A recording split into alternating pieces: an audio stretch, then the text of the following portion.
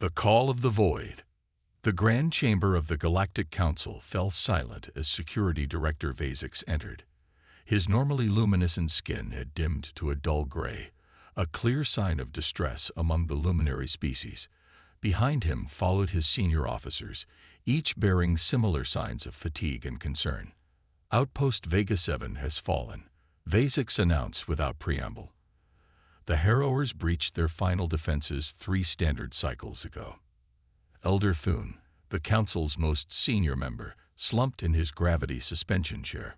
For 2 centuries, the allied races of the Council had fought a losing war against the Harrowers, a collective consciousness that consumed all organic matter in its path, converting it to more of its biomechanical drones.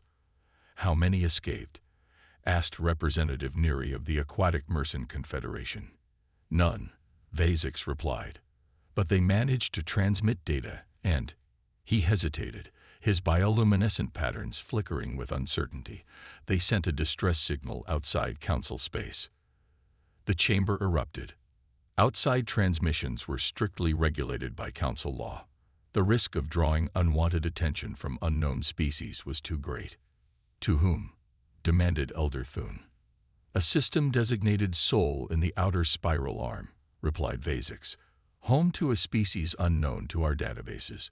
The outpost commander made a unilateral decision in our darkest hour. The Council's chief xenobiologist, Dr. Elara, stepped forward. Her tentacles waved in a pattern indicating both excitement and concern. I've been studying transmissions from this region, she said. The inhabitants call themselves humans. They appear to be carbon-based bipeds from a Class 13 world. A collective gasp echoed through the chamber. Class 13 worlds were designated as death worlds, planets with such extreme conditions that evolution took wildly divergent paths. Species from such environments were rare in the galaxy and typically possessed unusual adaptations. And we've contacted these humans. Elder Thune's voice trembled. Yes, confirmed Vasix. More concerning is that they responded immediately. They understood our distress protocols without translation assistance. The chamber descended into murmurs of disbelief. Understanding Council communication protocols without prior contact was unprecedented. Show us, commanded Elder Thune. The central hologram activated, displaying a bipedal creature with peculiar features. Exposed skin with minimal protective covering, only 2 eyes positioned at the front of its head like a predator, and no visible defensive adaptations. Greetings, Galactic Council.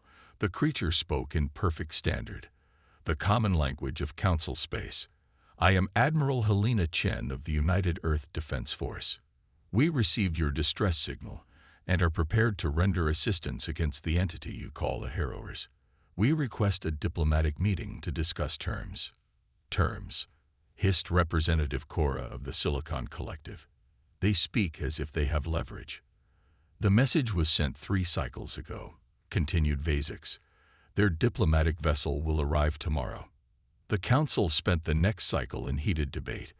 Most members opposed seeking help from an unknown species with uncertain capabilities. But with the Harrowers advancing steadily toward the Council's core systems, they had few options. When the human diplomatic vessel arrived, it further confused the Council's expectations. A sleek craft no larger than a mid-sized transport, it possessed no visible weapons or defensive systems. It should have been trivial for the Council's security forces to neutralize if necessary. The human delegation consisted of only 3 members. Admiral Chen, a military strategist named Dr. Carter Singh, and a diplomatic liaison called Ambassador Liana Okafor. They arrived unarmed and seemingly vulnerable. We appreciate your welcome, said Ambassador Okafor during the initial meeting. Earth understands the gravity of your situation with the Harrowers. With respect, Ambassador, said Elder Thune, your species is unknown to us. How could you possibly understand our conflict? Dr. Singh stepped forward. The lanky human activated a holographic display showing detailed analysis of Harrower attack patterns, resource consumption models, and expansion predictions.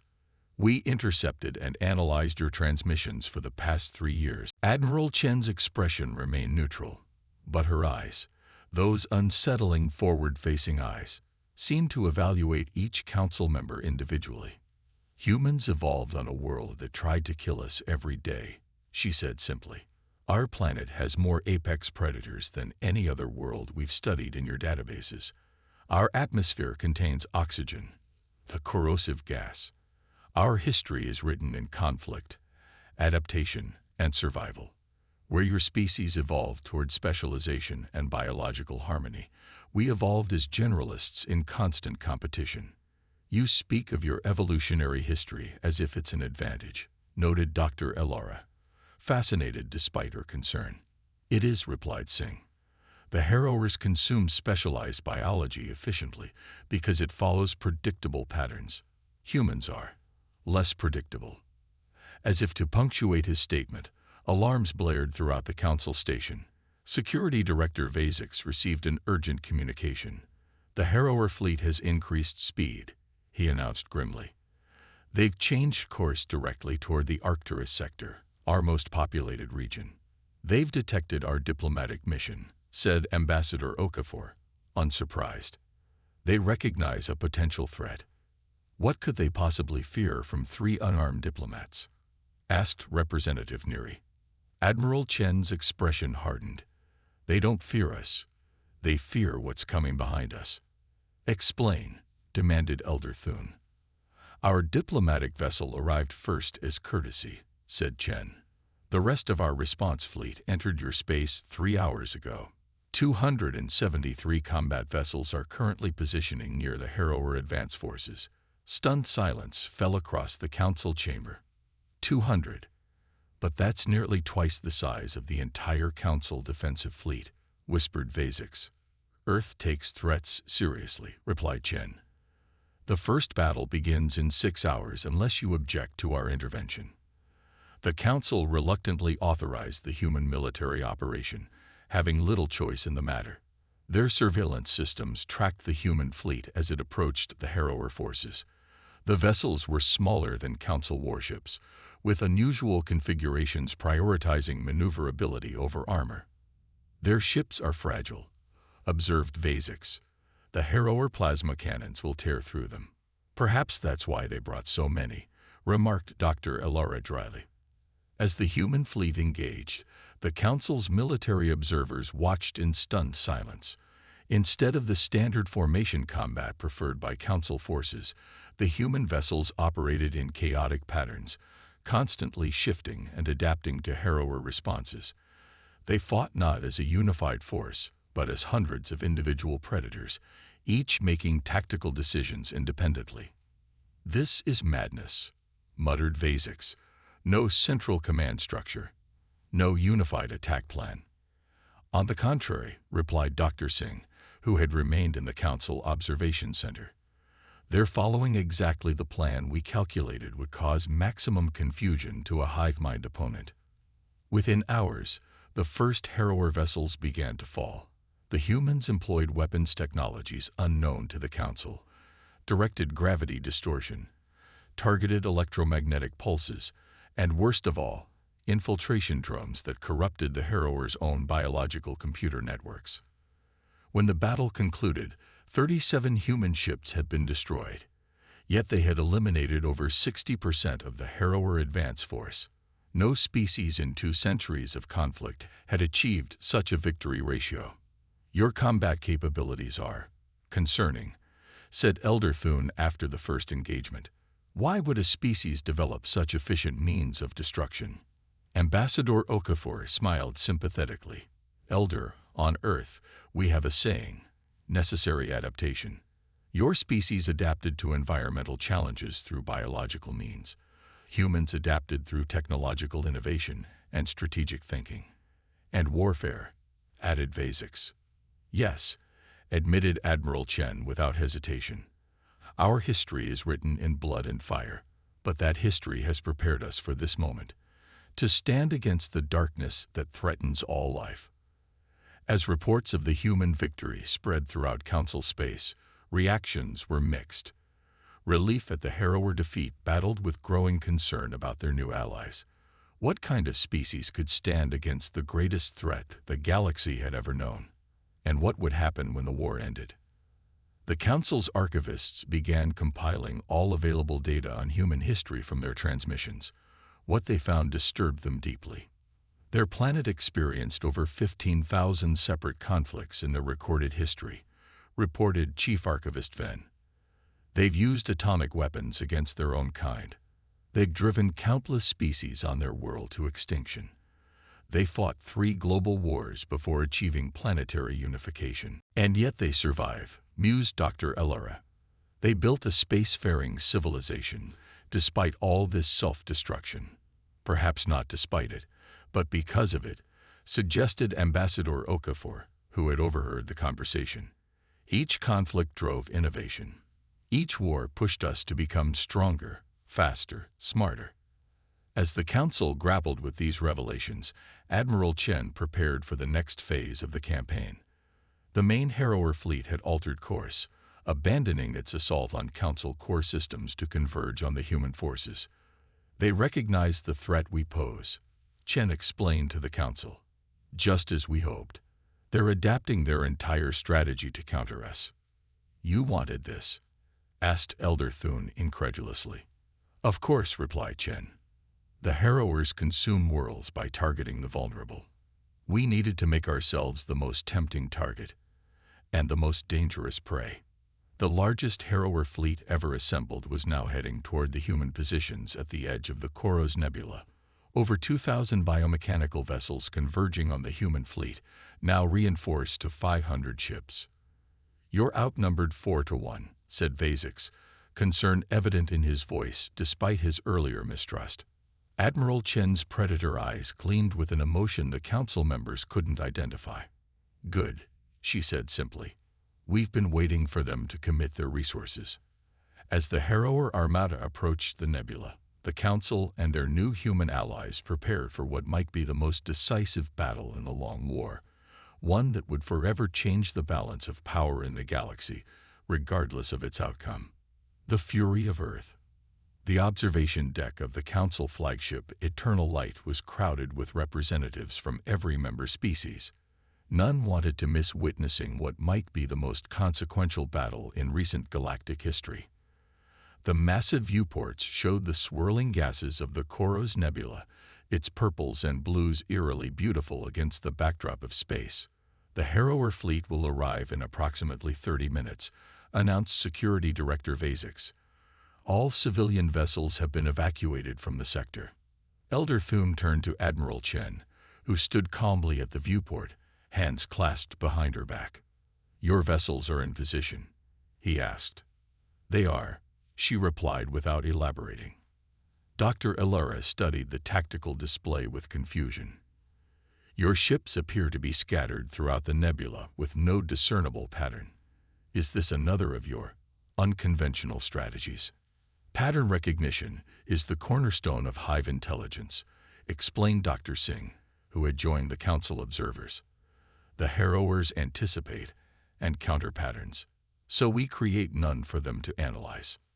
But surely coordinated fire is more effective than scattered ships acting independently, argued Vasix.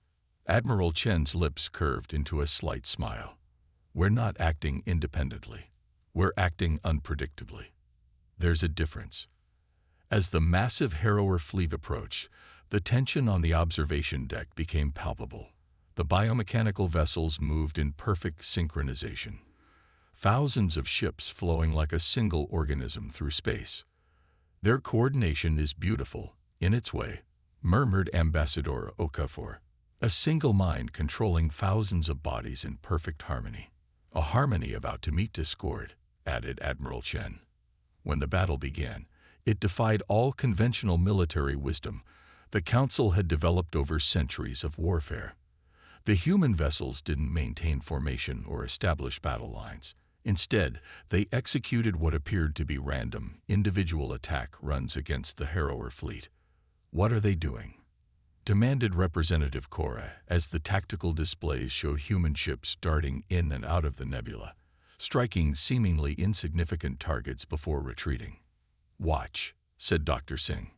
As the battle progressed, a pattern slowly emerged, not in the human movements, which remained chaotic, but in the harrower response. The massive hive fleet began to fragment, breaking its perfect formation to chase the elusive human ships. "They're being drawn into the nebula," observed Vazix. "But why?" His question was answered moments later when the first electromagnetic pulse detonated deep within the nebula's gases. The ionized particles of the nebula amplified the effect, creating a cascading wave that rendered dozens of harrower vessels temporarily inert. "The nebula was a weapon all along," whispered Elder Thune. "Not just a weapon," corrected Admiral Chen. "A stage." As the disabled harrower ships drifted, a second wave of human vessels emerged from hiding places within the nebula's dense gas pockets. These weren't the nimble fighters that had drawn the harrowers in, but heavier assault craft with boarding capabilities. "You're boarding their vessels?" asked Dr. Elora, aghast. "The harrower biological defenses will consume your troops on contact." Admiral Chen's expression remained impassive. "Our boarding teams are not conventional Marines." The tactical displays showed the boarding vessels attaching to disabled harrower ships. Within minutes, internal explosions began tearing through the biomechanical vessels. "What are those flashes inside the harrower ships?" asked Vazix. "Targeted antimatter charges," replied Chen. "Minimal payload, maximum devastation to biological systems." "You brought antimatter weapons into a combat zone." Elder Thune was aghast. Such weapons had been banned by Council decree for millennia. "We brought every advantage we could," said Ambassador Okafor unapologetically. "When facing extinction, ethical constraints become flexible." As the battle continued, the human forces employed increasingly disturbing tactics. Specialized vessels released clouds of nanites that targeted the harrower's biological components. Others deployed weapons that created localized gravity wells, tearing biomechanical ships apart at their molecular seams. "These weapons," murmured Vazix, "some violate at least 6 different Council conventions on ethical warfare." "Which is precisely why the harrowers have no defense against them," replied Dr. Singh. "They've never encountered opponents willing to use such measures." The harrower fleet began to adapt, as all hive minds eventually do. Their remaining vessels pulled back, reconfiguring their biological architecture to resist the human attacks. New defensive structures grew visibly on their hulls. "They're learning," noted Dr. Elora with scientific fascination despite the horror of the battle. "Yes," agreed Admiral Chen. "And that's exactly what we wanted." As if on cue, a new signal appeared on the tactical displays. A massive hyperspace rupture opened at the edge of the system, far larger than any the Council had witnessed before. "What is that?" demanded Elder Thune. "The second phase," replied Admiral Chen, as a massive vessel emerged from hyperspace. Unlike the sleek combat ships of the first wave, this was a behemoth, angular, bristling with weapon emplacements, and trailing smaller support craft. "Allow me to introduce the UES Retribution," said Chen with evident pride. "Our first Titan-class warship." The massive vessel moved ponderously toward the battle, its size dwarfing even the largest Council battleships. As it approached, it began broadcasting on all frequencies, not communication signals, but something else. "What is it transmitting?" asked Vazix. "A synthetic signal that mimics and distorts the harrower's own command frequencies," explained Dr. Singh. "While they were adapting to our conventional attacks, they'd been absorbing the carrier wave we embedded in our communications." On the tactical display, the effect became immediately apparent. The harrower vessels nearest to the transmission began to move erratically, their coordinated movements dissolving into chaos.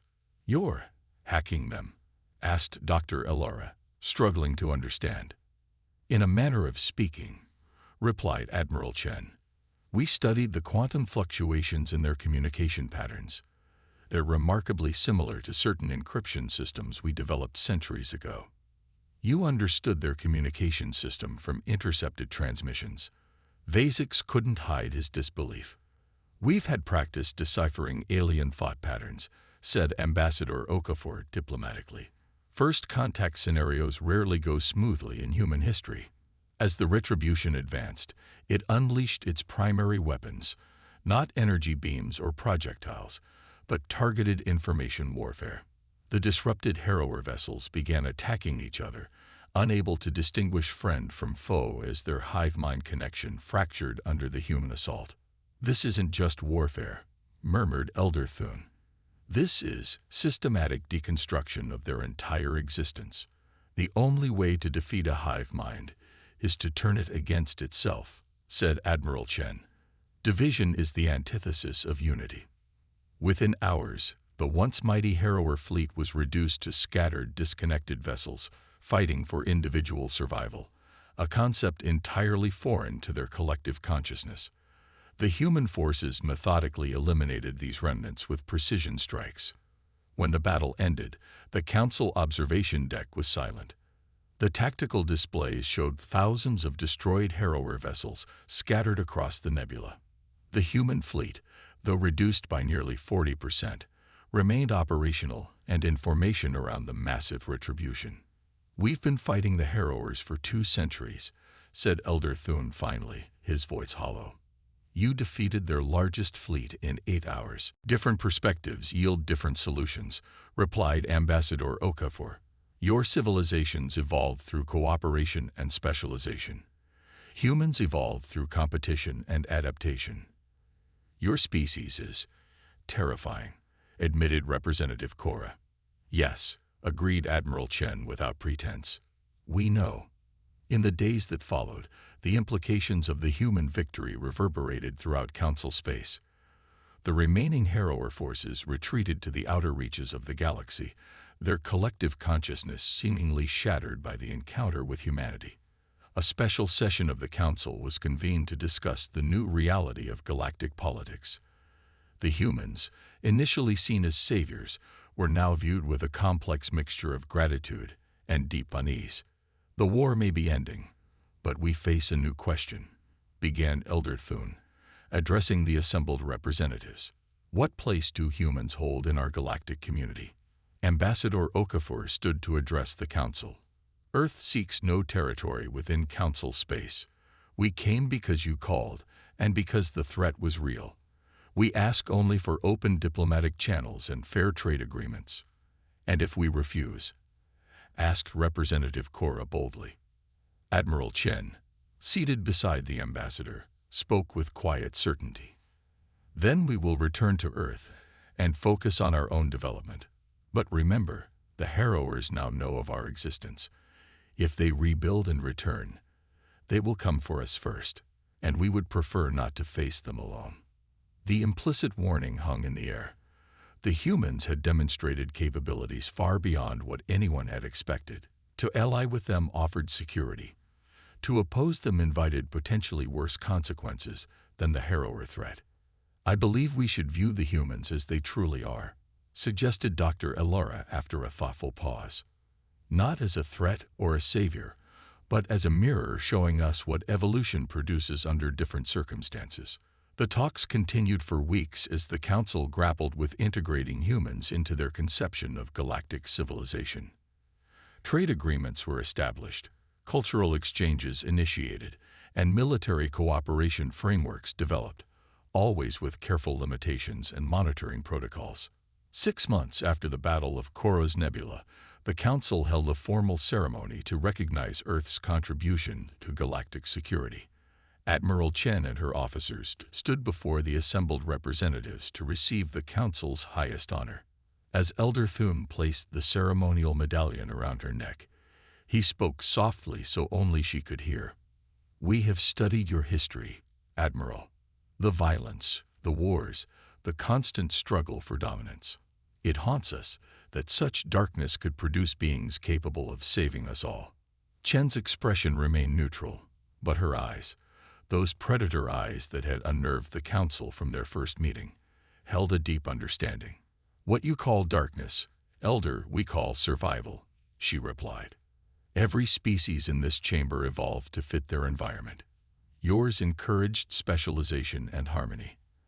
Ours demanded adaptation and resilience. We became what we needed to be. "And what will you become now?" asked Thun. Admiral Chen looked out at the assembled representatives of 73 peaceful species that had nearly been extinguished because they couldn't comprehend the ruthlessness of their enemy. "That depends," she said truthfully, "on what the galaxy needs us to be." As the ceremony concluded, delegates from across council space approached the human contingent with diplomatic overtures, scientific exchange proposals, and cultural invitations. The humans engaged with each graciously, their earlier martial presence softened by genuine curiosity about their new galactic neighbors. Dr. Ilera found Ambassador Okafor at the observation deck, gazing out at the stars.